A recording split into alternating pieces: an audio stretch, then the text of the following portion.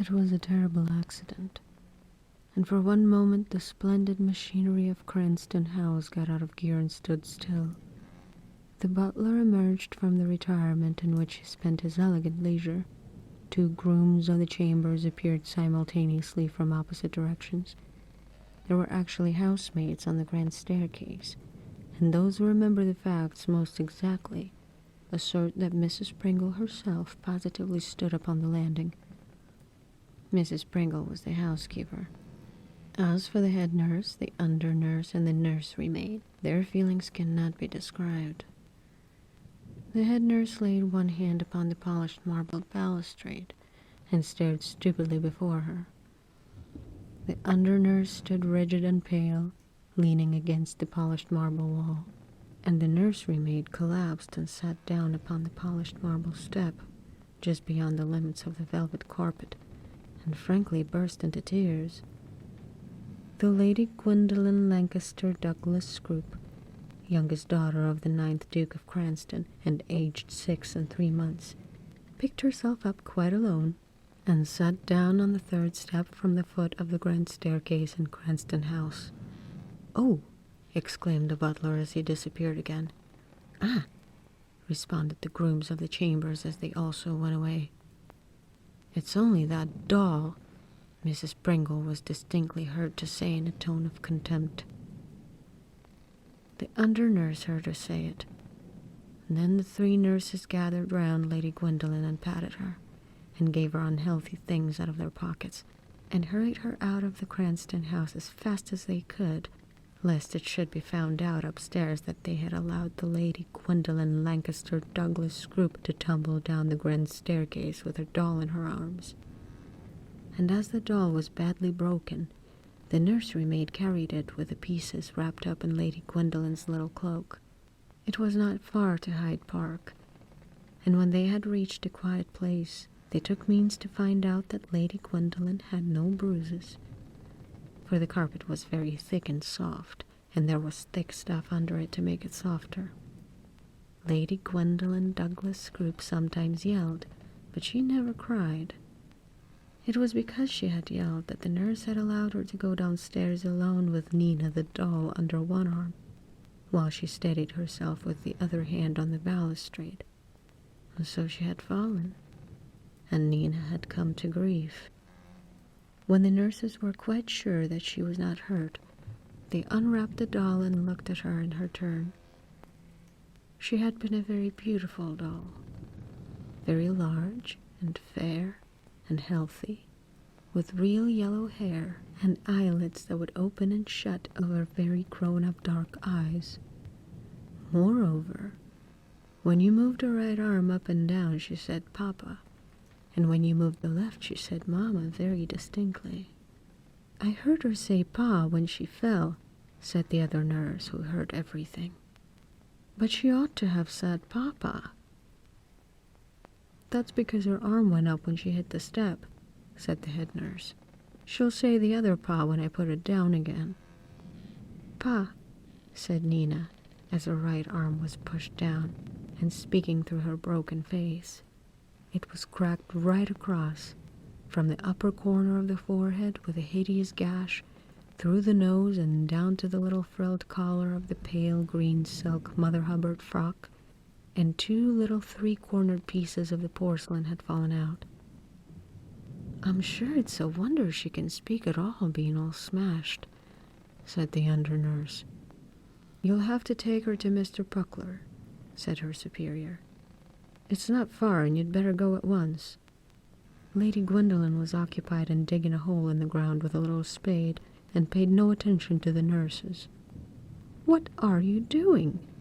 inquired the nursery maid, looking on. "Nina's dead, and I'm digging her a grave," replied her ladyship thoughtfully. "Oh, she'll come to life again all right," said the nursery maid. The under-nurse wrapped Nina up again and departed. Fortunately, a kind soldier with very long legs and very small cap happened to be there, and as he had nothing to do, he offered to see the under-nurse safely to Mr. Puckler's and back. Mr. Bernard Puckler, and his little daughter lived in a little house in a little alley, which led out off a quiet little street not very far from Belgrave Square. He was the great doll doctor, and his extensive practice lay in the most aristocratic quarter. He mended dolls of all sizes and ages, boy dolls and girl dolls and baby dolls in long clothes, and grown-up dolls and fashionable dolls, talking dolls and dumb dolls, those that shut their eyes when they lay down and those whose eyes had to be shut for them by means of a mysterious wire.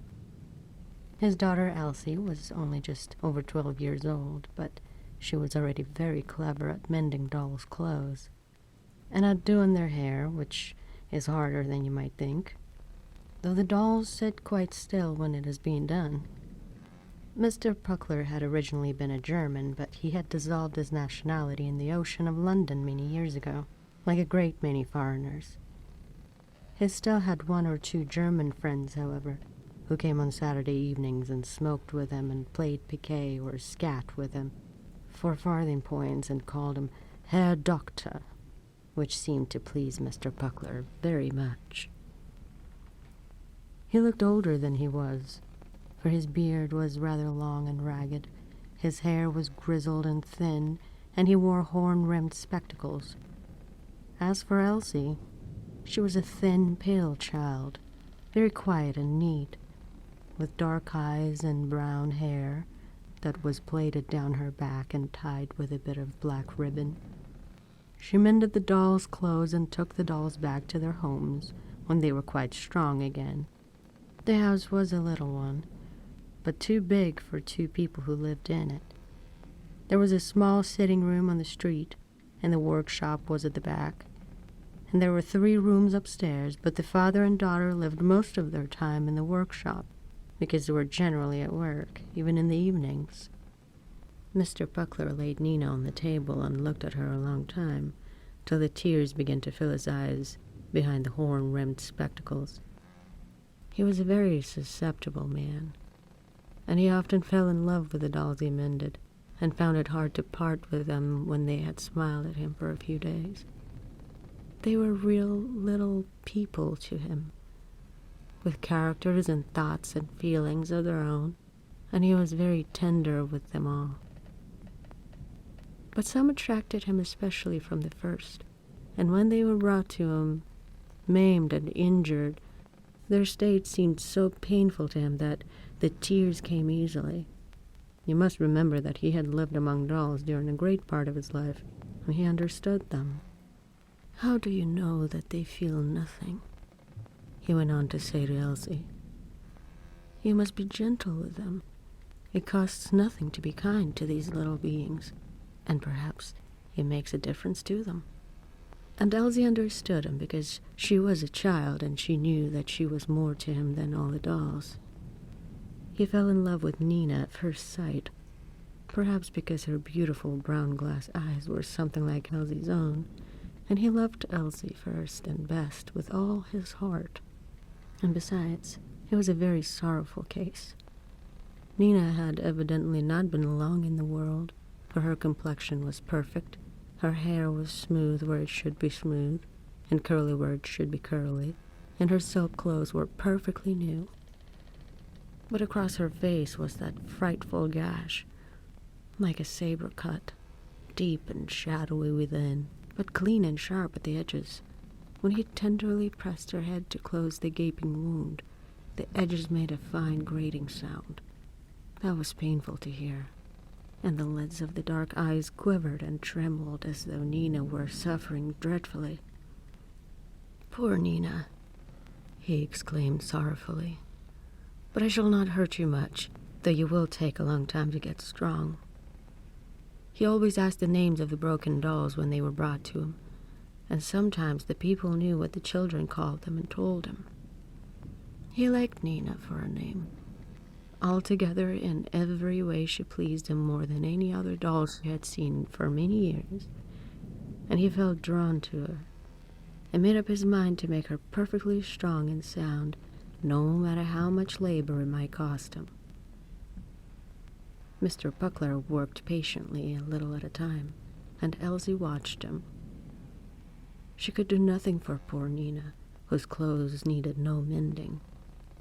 The longer the doll doctor worked, the more fond he became of the yellow hair and the beautiful brown glass eyes.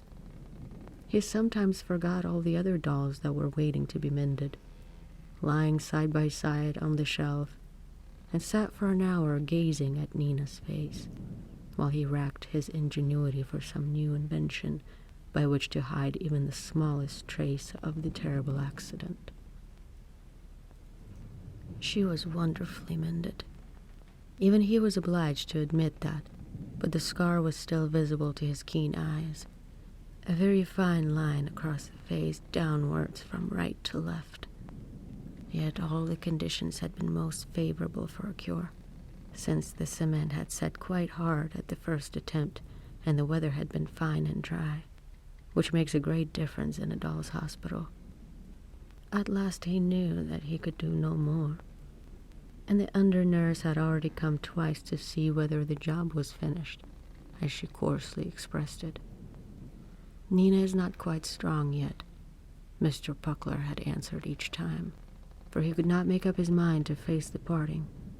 And now he sat before the square deal table at which he worked, and Nina lay before him for the last time with a big brown paper box beside her. It stood there like a coffin, waiting for her, he thought. He must put her into it, and lay tissue paper over her dear face, and then put on the lid, and at the thought of tying the string his sight was dim with tears again.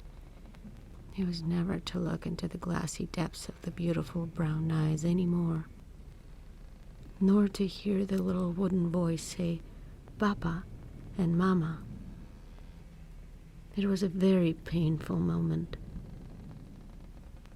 In the vain hope of gaining time before the separation, he took up the little sticky bottles of cement and glue and gum and color, looking at each one in turn, and then at Nina's face.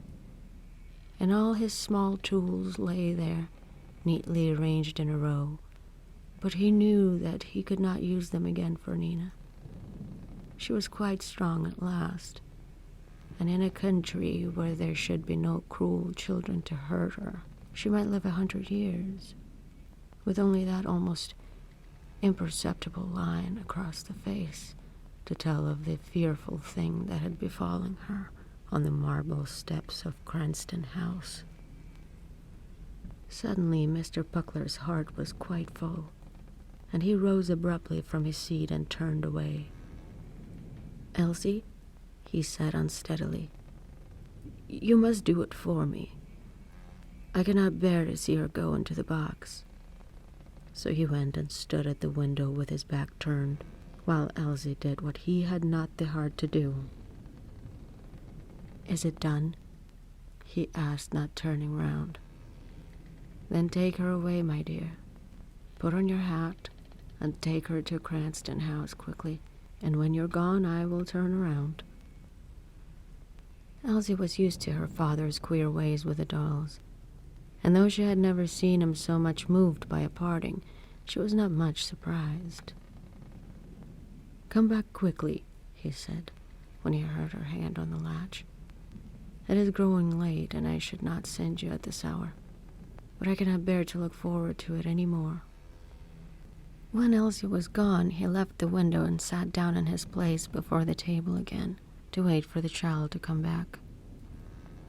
He touched the place where Nina had lain very gently, and he recalled the softly tinted pink face, and the glass eyes, and the ringlets of yellow hair, till he could almost see them. The evenings were long, for it was late in the spring, but it began to grow dark soon, and Mr. Puckler wondered why Elsie had not come back. She had been gone for an hour and a half, and that was much longer than he had expected, for it was barely half a mile from Belgrave Square to Cranston House. He reflected that the child might have been kept waiting, but as the twilight deepened he grew anxious, and walked up and down in the dim workshop, no longer thinking of Nina but of Elsie, his own living child whom he loved.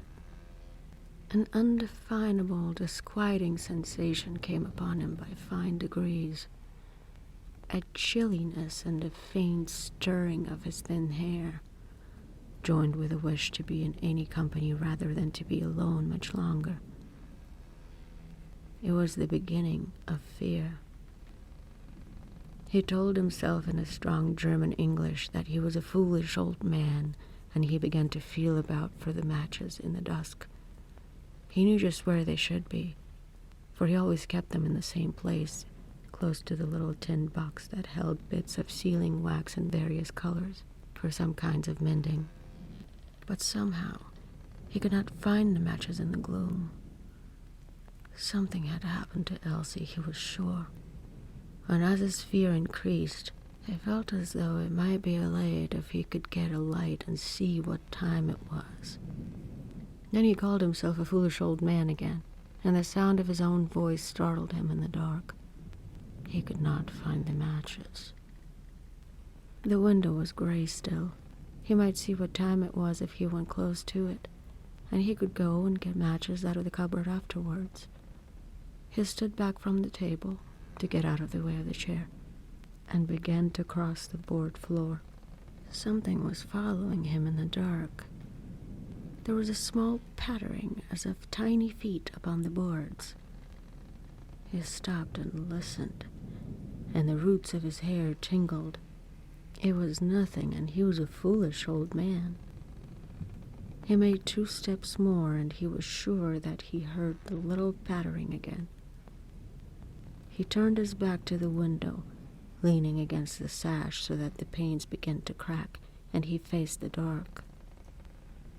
Everything was quite still, and it smelled of paste and cement and wood fillings as usual. "Is that you, Elsie?" he asked, and he was surprised by the fear in his voice. There was no answer in the room, and he held up his watch and tried to make out what time it was by the gray dusk that was just not darkness. So far as he could see, it was within 2 or 3 minutes of 10 o'clock.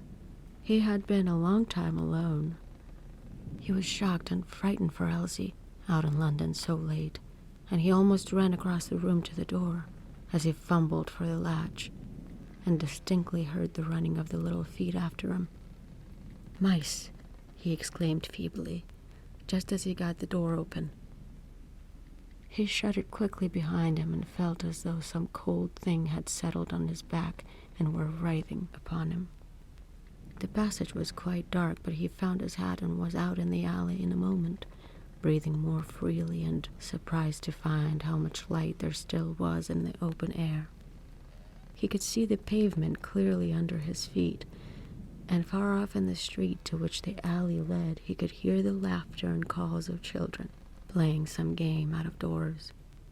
He wondered how he could have been so nervous, and for an instant he thought of going back into the house to wait quietly for Elsie. But instantly he felt that nervous fright of something stealing over him again. In any case, it was better to walk up to Cranston House and ask the servants about the child. One of the women had perhaps taken a fancy to her, and was even now giving her tea and cake. He walked quickly to Belgrave Square, and then up the broad streets, listening as he went, whenever there were no other sound for the tiny footsteps. But he heard nothing, and was laughing at himself when he rang the servant's bell at the big house. Of course the child must be there. The person who opened the door was quite an inferior person, for it was a back door, but affected the manners of the front, and stared at Mr. Buckler superciliously under the strong light. No little girl had been seen, and he knew nothing about no dolls. "She's my little girl," said Mr. Buckler tremulously, for all his anxiety was returning tenfold, "and I'm afraid something has happened." The inferior person said rudely that nothing could have happened to her in that house, because she had not been there, which was a jolly good reason why. And Mr. Buckler was obliged to admit that the man ought to know, as if it was his business to keep the door and let people in, He wished to be allowed to speak to the under-nurse who knew him, but the man was ruder than ever and finally shut the door in his face. When the doll doctor was alone in the street, he steadied himself by the railing, for he felt as though he were breaking in two, just as some dolls break in the middle of the backbone. Presently he knew that he must be doing something to find Elsie, and that gave him strength. He began to walk as quickly as he could through the streets, following every highway and byway which his little girl might have taken on her errand. He also asked several policemen in vain if they had seen her, and most of them answered him kindly, for they saw that he was a sober man and in his right senses, and some of them had little girls of their own. It was 1 o'clock in the morning when he went up to his own door again, worn out and hopeless and broken-hearted. As he turned the key in the lock, his heart stood still, for he knew that he was awake and not dreaming, and that he really heard those tiny footsteps pattering to meet him inside the house along the passage. But he was too unhappy to be much frightened any more, and his heart went on again with a dull, regular pain that found its way all through him with every pulse. And so he went in and hung up his hat in the dark, and found matches in the cupboard and the candlestick in its place in the corner. Mr. Puckler was so much overcome and so completely worn out that he had sat down in his chair before the work table and almost fainted, as his face dropped forward upon his folded hands. Beside him, the solitary candle burned steadily with a low flame in the still warm air. "Elsie, Elsie," he moaned against his yellow knuckles. And that was all he could say, and it was no relief to him. On the contrary, the very sound of her name was a new and sharp pain that pierced his ears and his head and his very soul. For every time he repeated the name, it meant that little Elsie was dead, somewhere out in the streets of London in the dark. He was so terribly hurt that he did not even feel something pulling gently at the skirt of his old coat, so gently that it was like the nibbling of a tiny mouse. He might have thought that it was really a mouse if he had noticed it. "Elsie, Elsie," he groaned right against his hands. And then a cool breath stirred his thin hair, and the low flame of the one candle dropped down almost to a mere spark, not flickering as though a draft were going to blow it out, but just dropping down as if it were tired out. Mr. Puckler felt his hands stiffening with fright under his face, and there was a faint rustling sound, like some small silk thing blown in a gentle breeze. He sat up straight, stark and scared, and a small wooden voice spoke in the stillness. "Papa," it said with a break between the syllables. Mr. Puckler stood up in a single jump, and his chair fell over backwards with a smashing noise upon the wooden floor. The candle had almost gone out.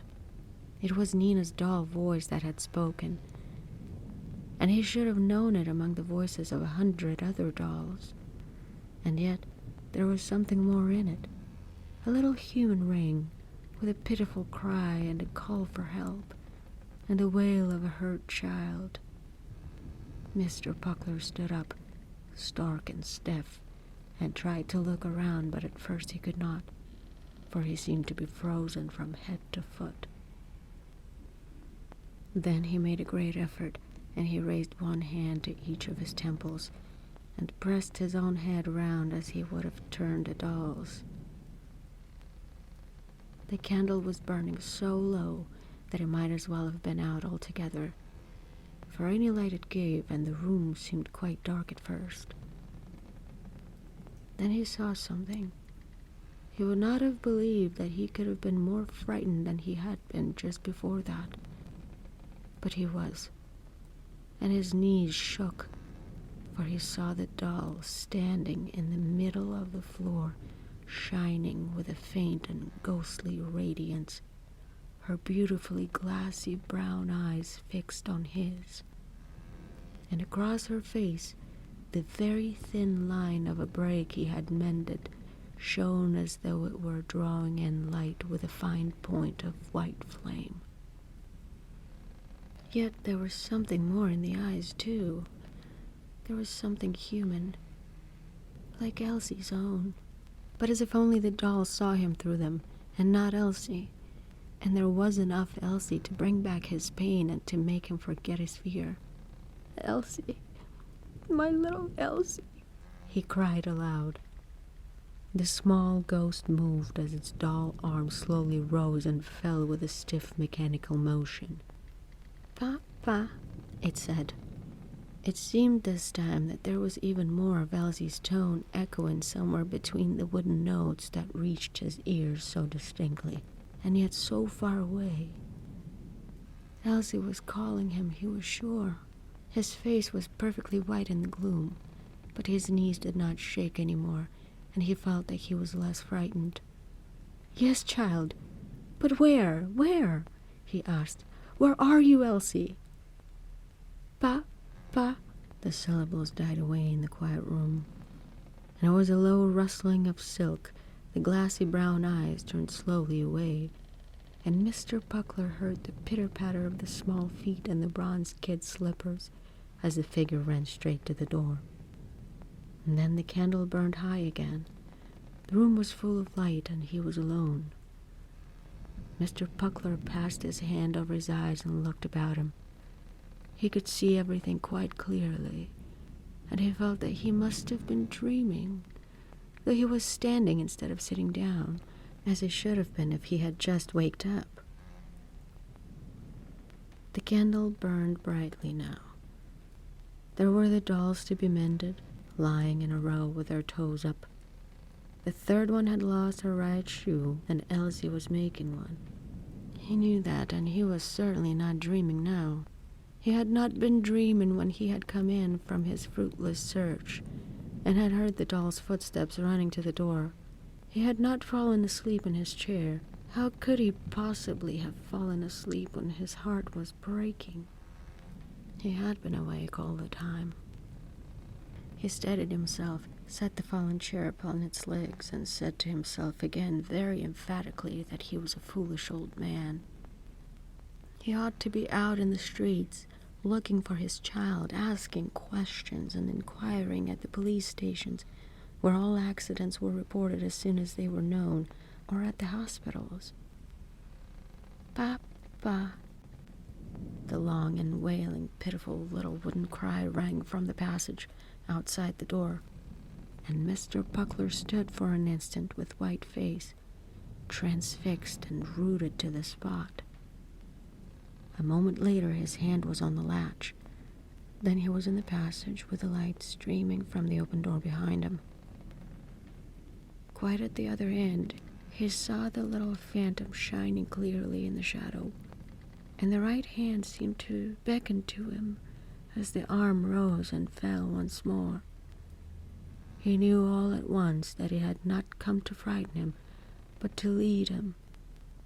And when it disappeared as he walked boldly towards the door, he knew that it was in the street outside, waiting for him.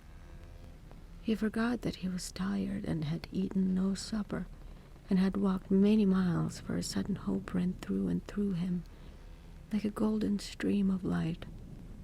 And sure enough, at the corner store of the alley, and at the corner of the street, and out in Belgrave Square, he saw the small ghost flitting before him. Sometimes it was only a shadow where there was other light, but then the glare of the lamps made a pale green sheen on its little Mother Hubbard frock of silk. And sometimes, where the streets were dark and silent, the whole figure shone out brightly, with its yellow curls and rosy neck. It seemed to trot along like a tiny child, and Mr. Puckler could almost hear the pattering of the bronze kid slippers on the pavement as it ran. But it went very fast, and he could only just keep up with it, tearing along with his hat on the back of his head and his thin hair blown by the night breeze, and his horn-rimmed spectacles firmly set upon his broad nose. On and on he went, and he had no idea where he was. He did not even care, for he knew certainly that he was going the right way. Then, at last, in a wide, quiet street, he was standing before a big, sober-looking door that had 2 lamps on each side of it and a polished brass bell handle which he pulled. And just inside, when the door was opened, in the bright light there was the little shadow and the pale green sheen of the little silk dress, and once more the small cry came to his ear, less pitiful, more longing. "Papa!" The shadow turned suddenly bright, and out of the brightness the beautiful brown glass eyes were turned up happily to his, while the rosy mouth smiled so divinely that the phantom doll looked almost like a little angel just then. "A little girl was brought in soon after 10 o'clock, said the quiet voice of the hospital doorkeeper. "I think they thought she was only stunned. She was holding a big brown paper box against her, and they could not get it out of her arms. She had a long plait of brown hair that hung down as they carried her." "She's my little girl," said Mr. Buckler, but he hardly heard his own voice. He leaned over Elsie's face in the gentle light of the children's ward, and when he had stood there a minute, the beautiful brown eyes opened and looked up to his. "Papa," cried Elsie softly, "I knew you would come."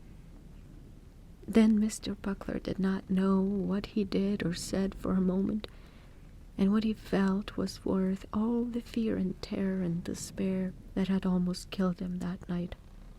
But by and by Elsie was telling the story, and the nurse let her speak, for there were only 2 other children in the room who were getting well and were sound asleep.